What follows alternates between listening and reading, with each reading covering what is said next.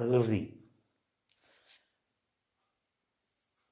പ്രകൃതിക്കൊണ്ടൊരു നിയമം, പ്രപഞ്ച നിയമം, ത്രിലോക മനസാക്ഷിയാൽ എഴുതി സൂക്ഷിക്കപ്പെട്ട പ്രപഞ്ച നിയമം.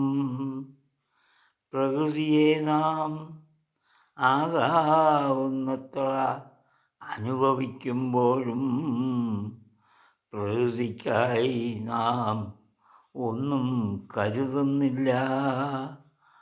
ഉരുൾപൊട്ടലും വെള്ളപ്പൊക്കവും കൊടും ചൂടും പ്രകൃതിയുടെ മുന്നറിയിപ്പുകളാണ്.